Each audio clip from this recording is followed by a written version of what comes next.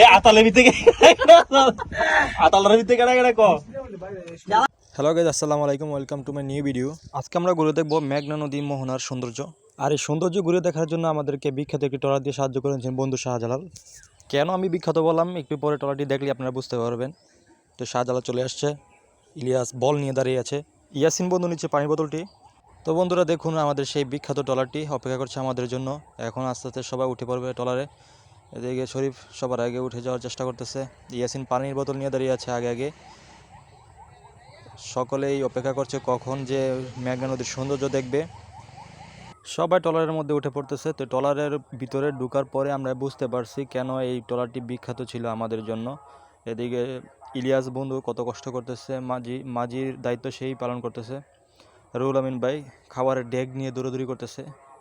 এই ডেগ নিয়ে একটা কাহিনী হয়ে গেছিলো, সেটি দেখাতে পারলাম না, কারণ আমরা ওঠার সাথে সাথে বৃষ্টি নেমে গেছিলো। একটা দুঃখের বিষয় হলো, আমরা যখনই বন্ধুরা ঘুরতে বের হই, কমন একটা বিষয় হলো যে বৃষ্টি নেমে পড়ে।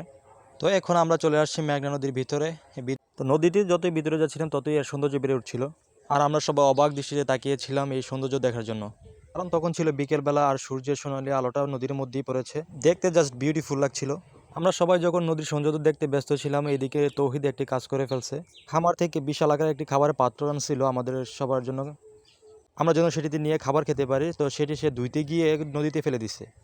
এটা নিয়ে সবাই খুব মজা করছিল আর টেনশনও করছিল যে আসলে আমরা এখন খাবারটা খাবো কিসের উপর নিয়ে। নদীর পাশে একটি ছোট বাজার ছিল, ওইখান থেকে আমরা কিছু পলিথিন কিনে আনছি যেন এটার উপর নিয়ে খেতে পারি। তো খাবার খাওয়ার জন্য যেই জায়গাটিতে আমরা এখন আসছি সেটি হচ্ছে মহিষবাড়ি গ্রাম। আমাদের সবচেয়ে বেশি ভালো লাগছিল এই রাস্তা দিতে আসার পরে, কারণ নদী থেকে অনেক ঠান্ডা বাতাস এখানে আসছিল। এখানে ছায়ার মধ্যে বসে খাবো এবং আড্ডা দিব, এটা ভাবতে অনেক ভালো লাগতেছিল সবার। বন্ধু শরীফ মনে মনে বলতেছিল, মাগো এত সুন্দর জায়গা।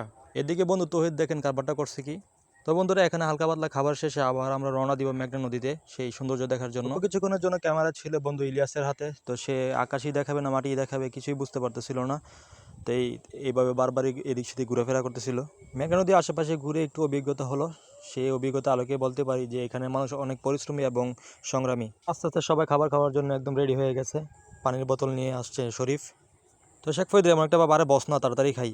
তো দেখছেন আমার বন্ধু ইলিয়াস করে কি। বন্ধু ইলিয়াসের একটি ভালো গুণ আছে, খাবারে বসলে কারো দিকে তাকায় না। তো সে তার অ্যাকশনে যাওয়ার জন্য এখন প্রস্তুত।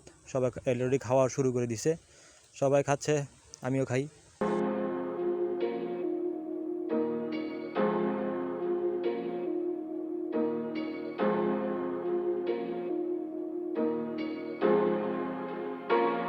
মজা না?